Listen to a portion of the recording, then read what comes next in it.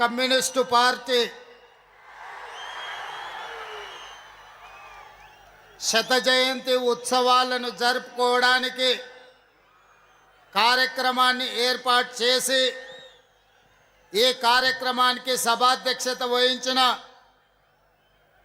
మిత్రులు, నాకు అత్యంత సన్నిహితులు కూనంనేని సాంబశివరావు గారు సభాధ్యక్షత వహించి భారతదేశంలో ఉన్న ఉద్దండులైన కమ్యూనిస్టు నాయకులని కాకుండా దాదాపుగా 40 దేశాలకు సంబంధించిన కమ్యూనిస్టు నాయకత్వాన్ని ఆహ్వానించి ఈరోజు కమ్యూనిస్టుల కంచు కోట అయిన ఖమ్మంలో వేలాది మంది కమ్యూనిస్టు ఎర్రజెండా సోదరుల సమక్షంలో ఈ అద్భుతమైన కార్యక్రమాన్ని ఏర్పాటు చేసి ఈ దేశంలో మతతత్వ శక్తులకు వ్యతిరేకంగా ఎర్ర జెండా నిటారుగా నిలబడి కొట్లాడుతుంది అని ఈ ఖమ్మం గడ్డ మీద నుంచి నినదించినందుకు మనస్ఫూర్తిగా కామ్రేడ్ సోదరులను నేను అభినందిస్తున్నా.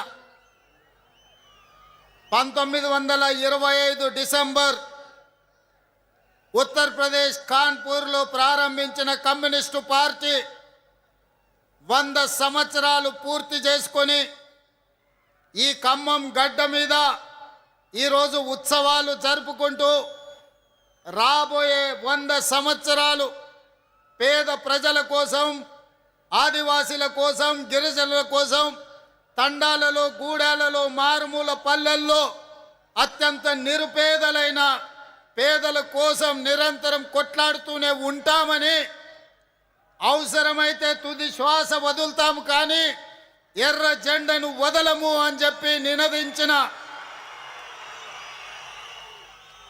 కమ్యూనిస్టు మిత్రులను స్ఫూర్తిగా తీసుకొని మొన్న జరిగిన ఎన్నికల్లో పాశవికంగా వ్యవహరిస్తున్న ప్రభుత్వాలను పడగొట్టినం.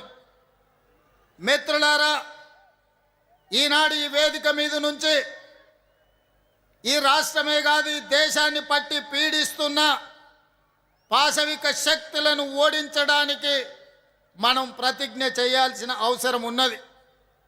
ఆనాడు ఈ దేశంలో దేశ స్వతంత్రం కోసం రవి అస్తమించని రాజ్యాన్ని నడిపిన బ్రిటిష్ తెల్ల దొరలకు వ్యతిరేకంగా 140 సంవత్సరాల అనుభవం ఉన్న ఇండియన్ నేషనల్ కాంగ్రెస్ 100 సంవత్సరాలు అలుపెరగని పోరాటం చేసిన కమ్యూనిస్టు సోదరులు కొట్లాడితేనే ఈ దేశానికి స్వతంత్రం వచ్చింది.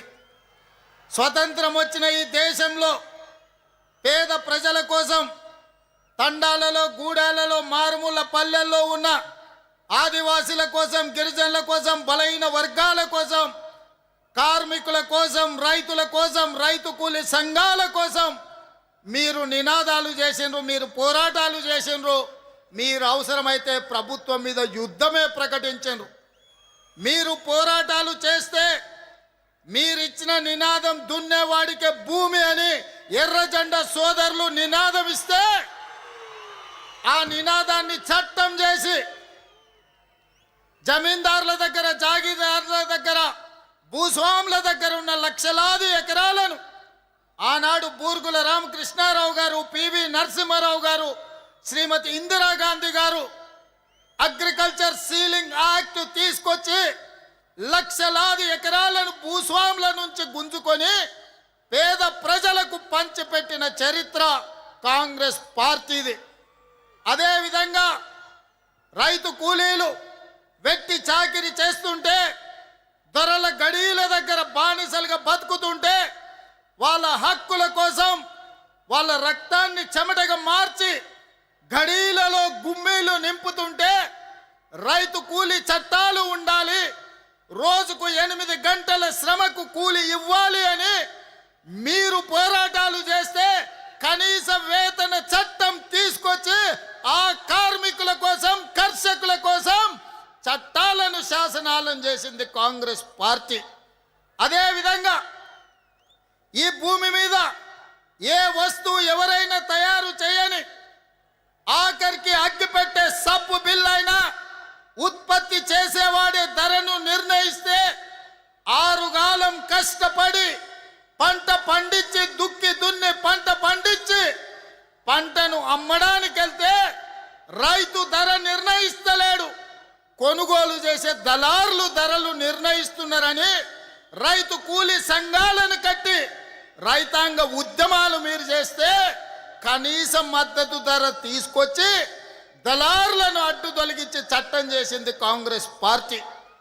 మిత్రులారా, ఆనాడు రిజాకర్లకు వ్యతిరేకంగా, నిజాం నవాబులకు వ్యతిరేకంగా సాయుధ రైతాంగ పోరాటాన్ని నిర్మించి ఆనాడు 4000 మంది ఎర్ర జెండా వీరులు నేల కొరుగుతేనే ఆనాడు మీరు నిర్మించిన సాయుధ రైతాంగ పోరాటమే తెలంగాణ రాష్ట్రానికి, హైదరాబాదు రాష్ట్రానికి విముక్తి కలిగించడానికి పునాదులు పడ్డాయి.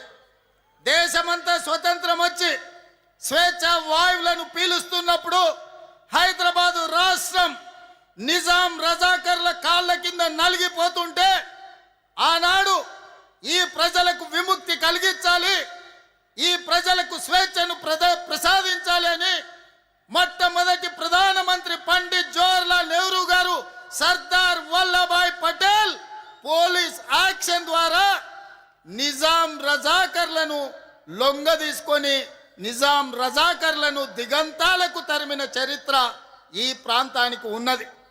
ఆనాడు జరిగిన సాయుధ రైతాంగ పోరాటంలో పుచ్చలపల్లి సుందరయ్య గారు కావచ్చు, చెన్నంనేని రాజేశ్వరరావు గారు కావచ్చు, అలా చెప్పుకుంటూ వెళ్తే ఆ తర్వాత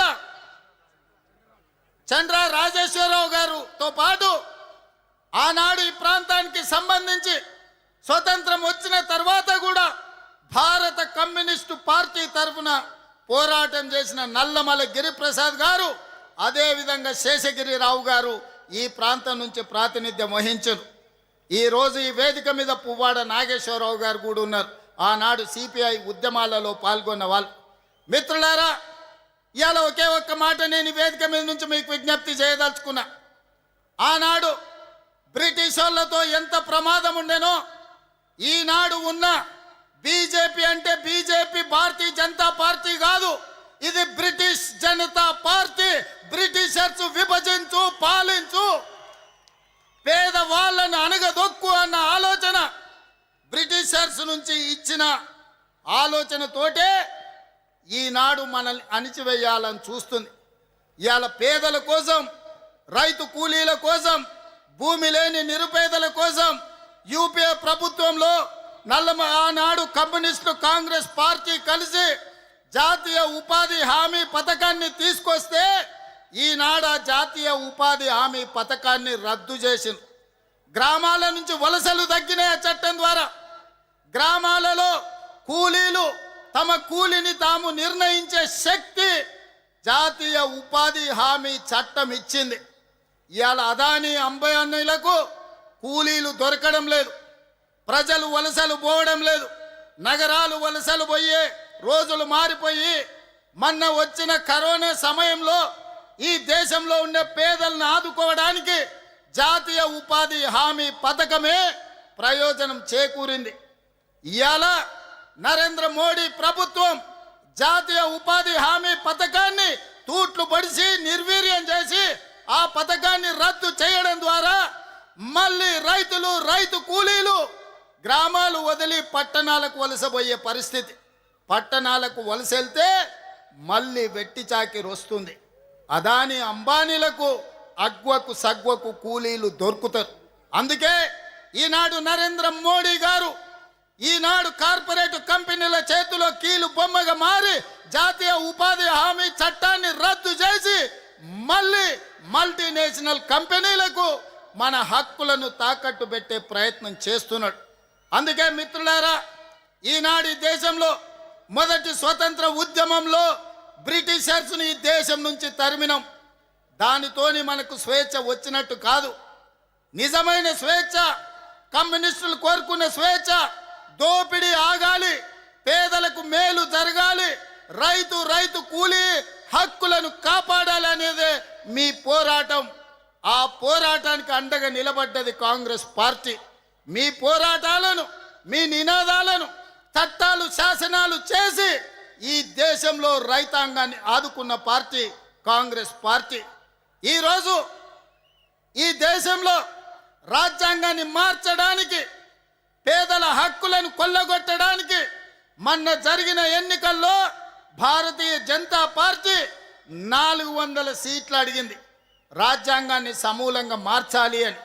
కానీ ప్రజలు, కమ్యూనిస్టులు, కాంగ్రెస్ పార్టీ, మా నాయకుడు రాహుల్ గాంధీ గారు అందరితో నిలబడి కాంగ్రెస్కు అధికారం ఇవ్వండి, ఒకవేళ బీజేపీకి 400 సీట్లు ఇస్తే రాజ్యాంగాన్ని సమూలంగా మారుస్తారు, రిజర్వేషన్లు రద్దు చేస్తారని ప్రతి గ్రామానికి వెళ్ళి చెప్పిండు.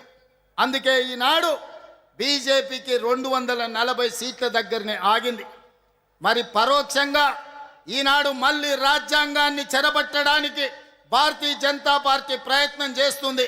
దాంట్లో భాగంగానే ఎస్ఐఆర్ తీసుకొచ్చిండ్రు, పేదల ఓటు హక్కును తొలగిస్తున్నారు. ఇది ఈనాటి ప్రయత్నం కాదు.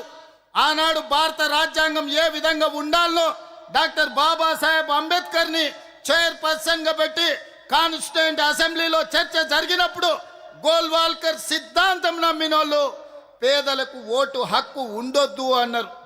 ఆనాడు డాక్టర్ బాబాసాహెబ్ అంబేద్కర్, మహాత్మా గాంధీ గారు పేదలకు ఓటు అనే హక్కు ఆయుధాన్ని చేతిలో పెట్టి పరిపాలన చెయ్యడానికి ఎవరు ఉండాలో నిర్ణయించమని అధికారం ఇచ్చిండు.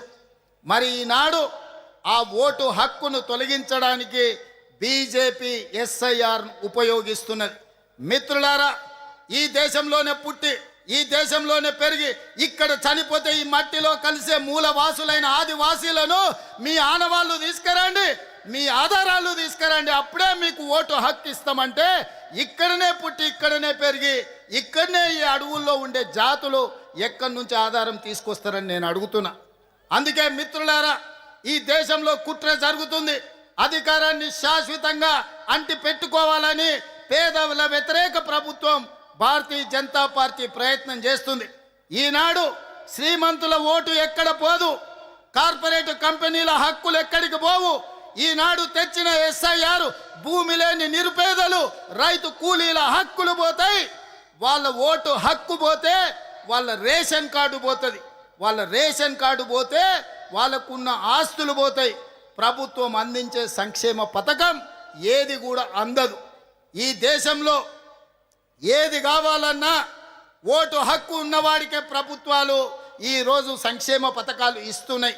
ఒకవేళ ఓటే తొలగిస్తే రేషన్ కార్డు పోతుంది, మీ ఇల్లు పోతుంది, మీకు వచ్చే పెన్షన్ పోతుంది, మీకు వచ్చే ప్రభుత్వ సంక్షేమ పథకాలు అన్నీ పోతాయి.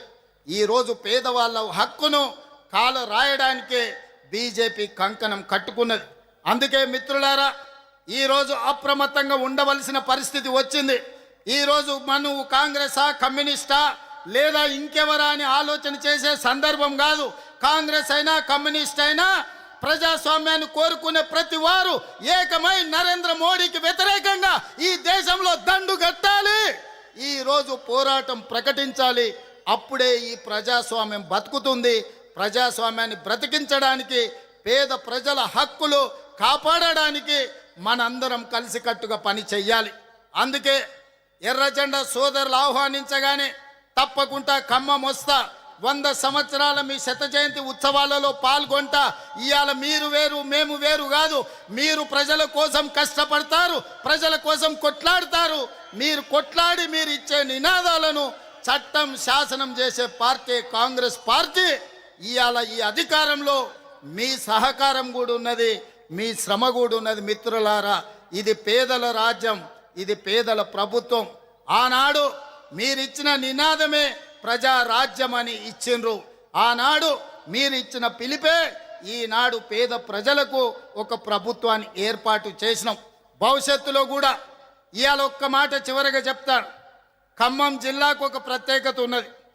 నరేంద్ర మోడీ, అమిత్ షా ఇద్దరు కలిసి వచ్చినా ఖమ్మం జిల్లాలో 2 సర్పంచులను కూడా గెలిపించుకోలేరు. ఈ గడ్డ మీద తులసి వనంలో గంజాయి మొక్కలకు స్థానం లేదు. ఈ ఖమ్మం జిల్లా గడ్డ మీద భారతీయ జనతా పార్టీకి సర్పంచులు కూడా గెలిపించుకోలేరు. ఇవాళ కమ్యూనిస్టు సోదరులు బలమైన ఉద్యమాన్ని ఈ ప్రాంతంలో నెలకొల్పినందుకే ఈ రోజు భారతీయ జనతా పార్టీకి ఈ ఖమ్మం జిల్లాలో స్థానం లేదు. అందుకే మిత్రులారా, భవిష్యత్తులో కాంగ్రెస్ పార్టీ చేయబోయే పోరాటం భారతీయ జనతా పార్టీ నరేంద్ర మోడీకి వ్యతిరేకంగా మీరందరూ కలిసి రండి. మనందరం కలిసి భారతీయ జనతా పార్టీని గద్దె దింపుదాం, రాహుల్ గాంధీని ప్రధానమంత్రిని చేద్దాం. మీ అందరి సహకారం ఉండాలి. రాబోయే 100 ఏళ్ళు పేదల కోసం మీరు కొట్లాడాలి.